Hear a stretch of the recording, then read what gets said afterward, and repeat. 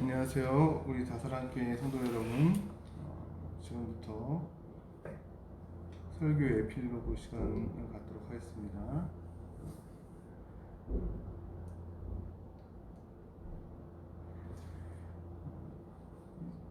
이 시간 가운데 하나님의 은혜가 있길 바라고요. 지금 저도 화면을 보면서 하도록 하겠습니다.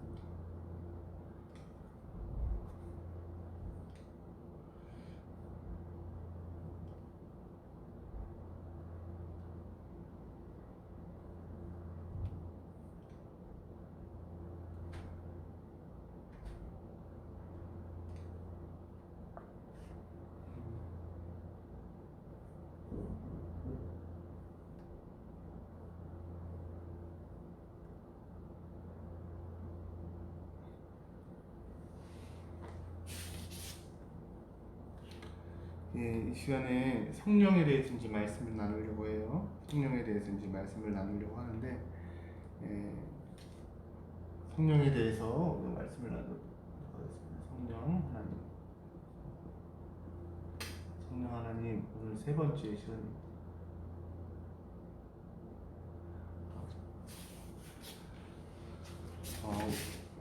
이번 주일 이제 성령에 대해서 말씀을 나눴는데 무엇에 대해서 말씀을 나눴냐면 성령이 임하신 과정에 대해서 나눴어요. 성령이 임하시는 과정. 그래서 하나님의 영이 임하는 과정에 대해서 우리가 살펴볼 텐데 하나님께서는 어떻게 임하시는가? 우리가 영의 부활에 대해서 이제 말씀을 나눌 때도 많이 설명드렸던 부분이죠, 그렇죠?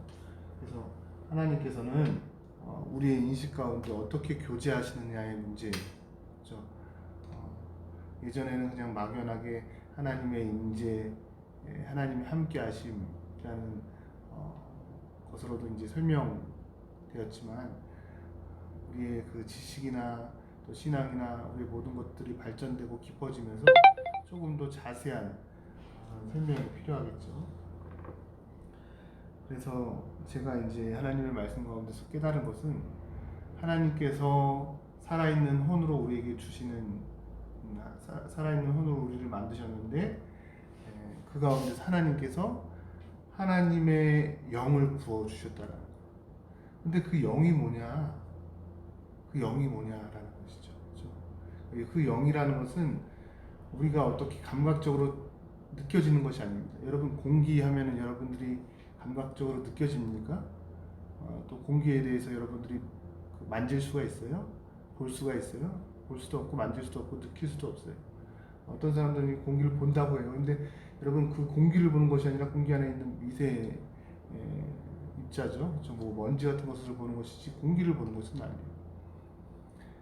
영도 마찬가지입니다. 우리의 인식 안에 있는 것이 아니라 인식 바깥에 있는 것입니다. 그런데 그 영이 우리 인식 안에 들어올 때 사용되어지는 것이 있더라. 그것이 뭘까? 하나님은 어떠한 분이시라고요? 하나님은 영이시라고 했어요. 그렇죠? 하나님께서는 신격을 가지신 분이에요. 이 신격이 낮아지셔서 우리하고 교제하실 때 하나님께서는 인격적이시다라는 말을 쓰는 거예요. 그렇죠? 이 인격의 모습 안에는 지정의가 있다고 했어요. 이 인격을 가지고 인격인 하나님과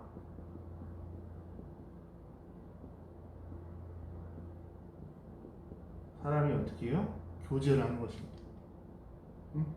무엇을 사용하셔서요? 인격을 사용하셔서. 근데 이 인격의 내용 가운데 무엇이 있냐면 바로 언어가 있다라는 거예요. 이 언어라는 것은 특별합니다. 어떤 동물들이 가지고 있는 언어하고 인간의 언어는 특별해요. 인간의 언어는 그냥 단순히 서로의 소통에 그러한 사용되어질 뿐만 아니라 지식을 축적하기도 하고요. 그것을 통해서 계속 인류가 발전해오는 가장 큰 원동력이 무엇이었냐면 바로 이 언어였어요. 언어. 수많은 그 지구의 변화 가운데서도 살아남을 수 있는 그러한 이유가 있다면 이 사람이 언어였습니다. 그래서 언어를 가지고 어떻게 해요? 수많은 기록들을 남기죠. 그렇죠? 처음에는 어떤 기록을 남겼을까요? 야, 이것 하면은 뭐 복 받는다. 이것 하면은 이런 상황이 벌어지면 도망가야 된다. 뭐 해야 된다. 라는 그러한 것들, 인간의 그 영원성을 향해서 이 언어를 가지고 뭐 동굴의 벽화를 그리거나 그런 것들을 통해서 남겼다는 것이죠. 그런데 하나님의 영이 우리 가운데 들어올 때도 마찬가지입니다. 하나님의 영이 우리 가운데 임하는 과정이 어떤 과정을 통해서요? 언어를 통해서 옵니다. 그러면 이 언어라는 것이 우리 가운데 무엇을 생성시키냐면 법을 생성시켜요. 무엇을 생성시킨다고요? 법을 생성시킵니다. 그러면 이 법을 가지고 무엇이 일어나냐면 통치가 일어나요. 이 법에 관한 통치가 일어납니다. 그래서 우리에게 결과되어진 것이 무엇입니까? 나라예요. 우리가 하나님의 나라, 하나님의 백성이 되는구나. 그래서 나라라고 할 수도 있고, 구약적인 개념에서는 백성이고, 신약적인 개념에서는 하나님의 자녀가 된다는 것이죠. 그래서 보면은 하나님의 영이 우리 가운데 언어로 오시죠. 그렇죠? 이건 마찬가지로 아담일 때도 마찬가지죠. 아담을 하나님께서 흙으로 사람을 지으사 그의 생기를 불어넣으시니까 어떻게 했다고요? 살아있는 혼이 되었다. 그럼 영은 어디 갔냐 이거예요. 영은 무엇을 통해서 주어진다고요? 언어를 통해서 주어진다. 그러면 언어를 통해서 무엇을 주어져? 선악과를 에덴 동산 중앙에 있는 선악과를 먹지 말라라는 것입니다. 그러니까 하나님의 영이 이렇게 침투하는 것이죠. 우리의 믿음이라는 것도 마찬가지고 하나님의 말씀을 믿는다는 것도 마찬가지잖아요. 그렇죠? 하나님에 대한 것들이 어떻게 전달되어집니까? 우리 언어를 통해서 전달되어집니다. 그것이 법이 되고 통치가 되고 나라가 되어질 때 우리는 하나님의 자녀가 되었다라는 거예요. 영접하는 자, 곧 그 이름을 믿는 자. 영접한다는 것이 뭐예요? 곧 그 이름을 믿는다는 것이 무엇입니까? 바로 이러한 그 역사를 통해서 그냥 단순히 내가 관념적으로 하나님 계셔 이렇게 관념화시키는 것이 아니라 하나님의 언어가 우리 가운데 들어와서 말씀이 육신 되신 예수님이 우리 가운데 들어와서 법이 되어버린 거예요. 예전에는 내 마음대로 살았어요. 내 법대로 살았어요. 내가 통치를 했습니다. 하지만 예수님을 믿는 사람은 하나님의 언어인 예수님께서 들어오셔요. 그래서 법을 만드세요. 그리고 그 법을 가지고 통치를 하세요. 그랬을 때 우리 가운데 하나님의 나라가 임하게 되는 것입니다. 그래서 이 부분이 제가 영의 부활할 때도 말씀드렸듯이 가장 중요한 부분이에요. 구원에 있어서 구원받은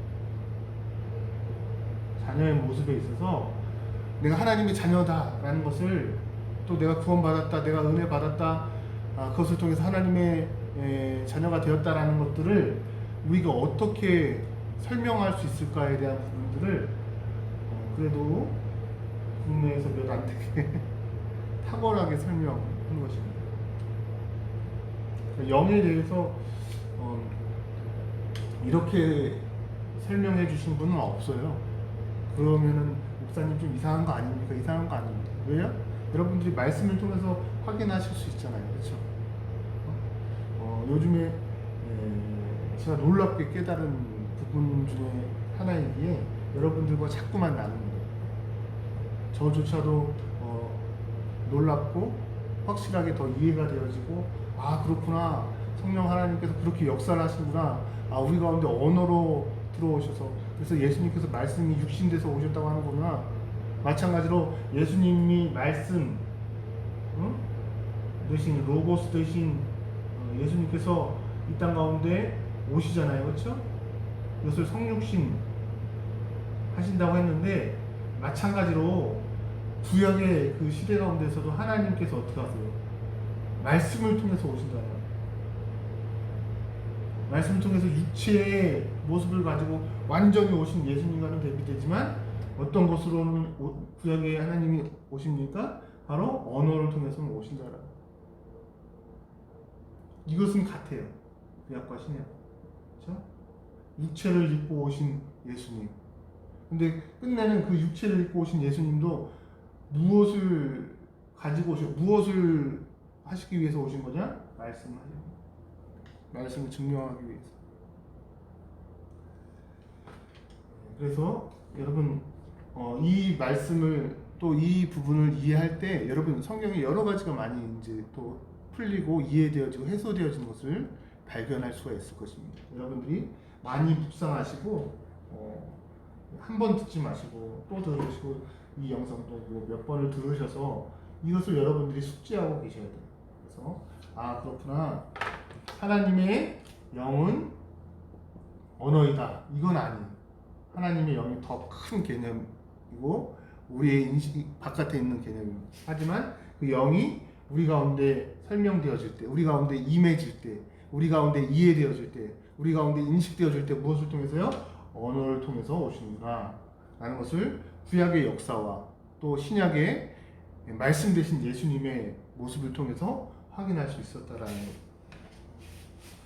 여기까지 하고요. 그 다음에 이 성령이 그러면은 하나님의 임하시는 방법의 모습을 보니까 이 언어가 보통 때는 하나님께서 언어를 통해서 오시는데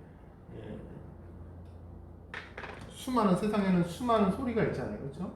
수많은 언어들이 있습니다. 근데 이 언어가 그냥 인간의 언어로 그냥 끝나버려요. 끝나버려요. 그런데 하나님의 언어가 우리 가운데서 성령님이 임하시는 그러한 사건이 되기 위해서는 성령님의 역사로서 우리가 믿음의 고백을 하기 위해서 우리에게 이제 필요한 것이 있더라. 그것이 무엇입니까? 성령님이 임하시는 방법이에요.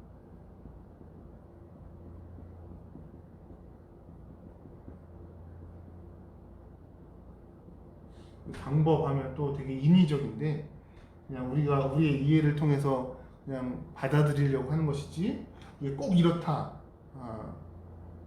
그런 부분의 것이 아닙니다. 그런 율법적인 방법으로 보지 말고 성령님이 임하시는 과정이라고 할까요? 그러면 성령이 임하시는 과정을 보니까 첫 번째로 회개할 때 임하시더라. 그래서 사도행전 2장 우리가 28절에 보니까 뭐라고 이야기를 하고 있습니까? 사도행전 2장 38절에 보니까 베드로가 이르되 너희가 회개하여 각각 예수 그리스도의 이름으로 세례를 받고 회개가 먼저 나와요.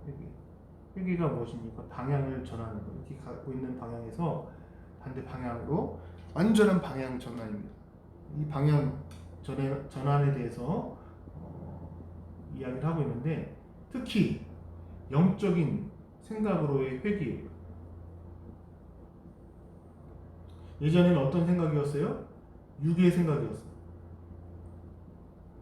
영적인 생각이라는 거예요. 인간이 영혼 육으로 되었다고 했잖아요. 그렇죠? 영혼 육이에요. 근데 영적인 죽음이 왔어요. 인간의 그 아담의 타락으로 인해서 영적인 죽음이 왔는데 이 영적인 죽음이 온 사람들은 어때요? 이 생각만 하겠죠, 그렇죠? 이 육의 생각만 하게 됩니다. 이 육의 생각을 하게 되는데 이 육의 생각이 바뀌어지는 거예요. 하나님께서 임하시면 회개에서 성령님께서 임하시는 그 과정 가운데서 무엇이 생성되어집니까? 바로 회개할 때 영의 부활이 일어나요.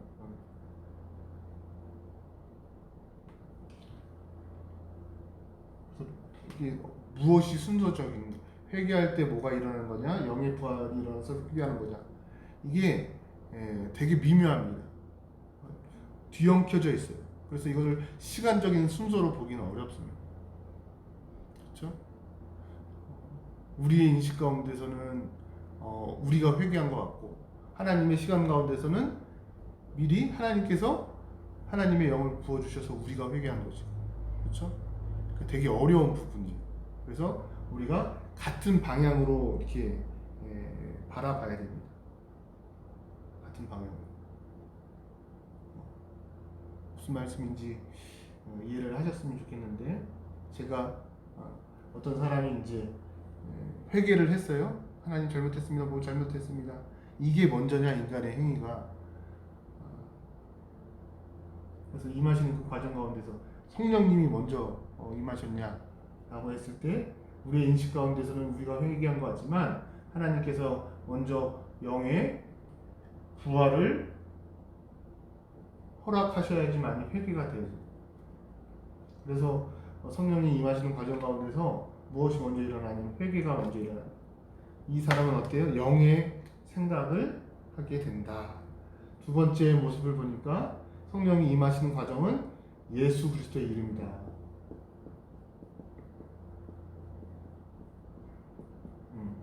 이것도 마찬가지죠. 성령으로 말미암지 않고는 예수를 주로 시인하지 못한대요. 근데 예수님의 이름으로 성령님께서 임하신대요. 이게 아까 전에 말씀드렸던 그 이제 의미입니다. 예수님의 이름으로 하나님의 영이 임하고 하나님의 영으로 말미암지 않고는 예수를 주로 고백하지 못한다.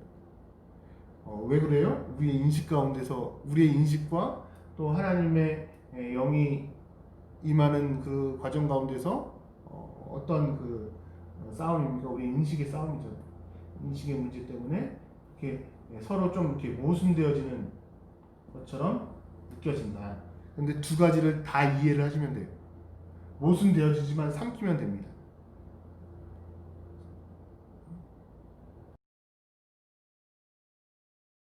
왜냐면 우리가 성삼위 하나님도 모순이잖아요.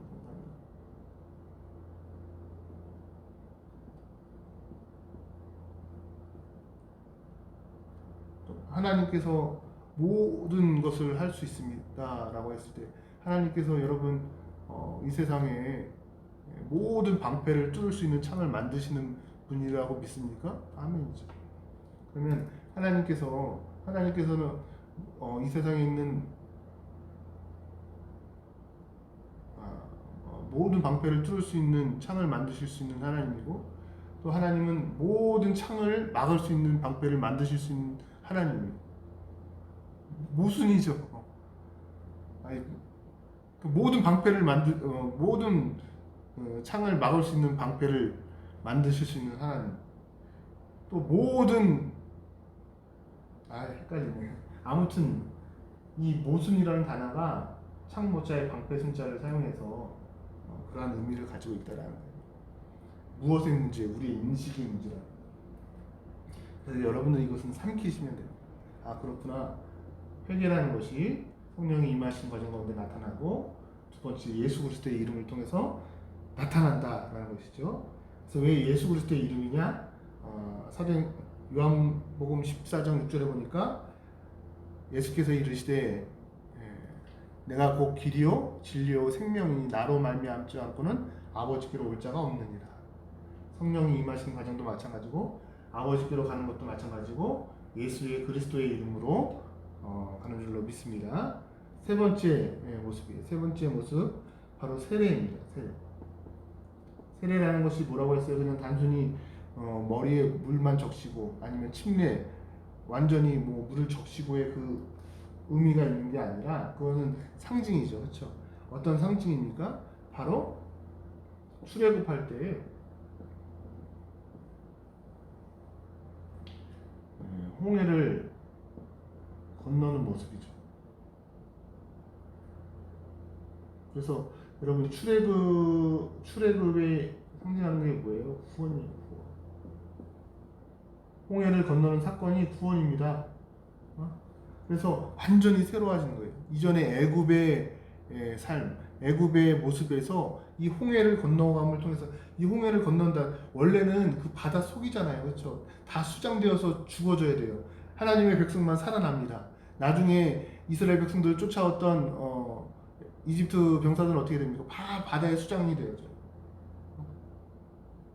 이 홍해를 건넌다는 의미는 구원을 상징하는 거예요. 그래서 세례라는 것이 무엇입니까? 바로 이러한 구원의 역사. 그렇죠? 예수님과 함께 죽고 예수님과 함께 살아나는 거예요.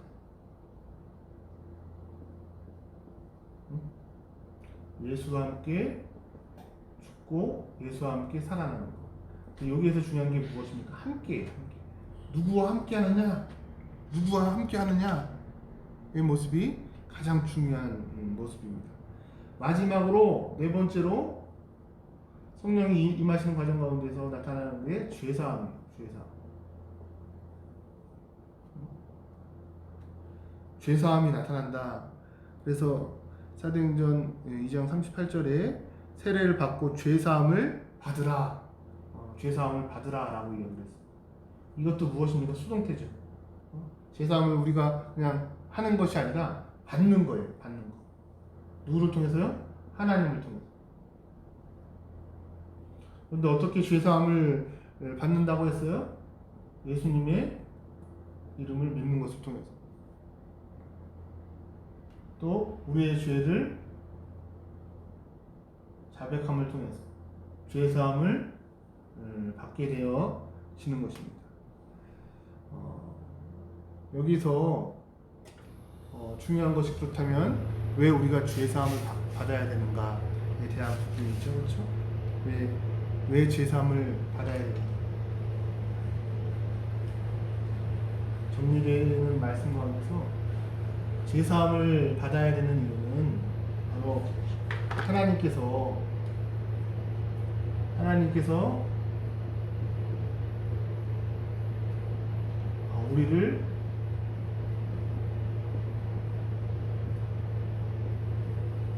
우리를 성전으로 삼아 주셨어요. 성전이 무엇입니까? 하나님의 임재의 장소예요. 구약의 성전이 하나님을 만나는 장소고 하나님께서 함께 하시는 장소입니다. 근데 이 성전이 건물 성전, 솔로몬 성전에서 수르바벨 성전, 헤롯 성전에서 이제는 어떤 성전으로 바뀌었어요? 고린도전서 3장 16절에 보니까 너희가 하나님의 성령의 전인 줄 알지 못합니다. 우리 가운데 임하신다라는 것이죠. 공동체 가운데 임하신다라는 것이죠. 그래서 하나님의 임재 장소 가운데 있는 우리가 더러우면 됩니까? 안 됩니까? 안 됩니다. 하나님께서 임하실 때 죄가 있으면 안 돼요. 더러워지면 안 돼요. 하나님께서 임하시지 않아요. 아니, 하나님께서 임하시게 되면 죽습니다. 죄인들은 죽습니다. 그래서 예전에 대제사장이 허리에 방울을 메고 지성소 안에 들어가요. 왜 그래요? 죄가 있으면 이 사람도 대제사장도 죽기 때문에. 그래서 가장 중요한 것이 대제사장도 제사를 드리고 하나님 앞에 자신의 죄를 씻고 하나님 앞에 나아가죠. 우리의 모습도 마찬가지입니다. 하나님께서 거하시기 위해서 무엇이 필요한 거예요? 이 죄사함이 필요한 거예요. 그래서 하나님께서 이렇게 임하신다는 거예요. 그래서 정리를 하면 하나님의 성령이 언어를 통해서 우리 가운데 오십니다.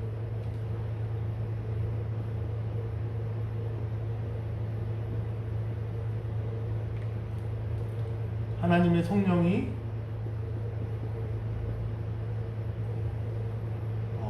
죽었던 우리 가운데 오십니다. 그런데 여러분, 이 영의 부활을 통해서 하나님과 영이 이제 예수님을 믿는 믿음을 통해서 그 영의 부활이 일어나서 성령님과 소통하게 됩니다. 언어를 통해서 소통하게 되어지고 어떻게 되어져요? 영이 부활되어져서 내 영과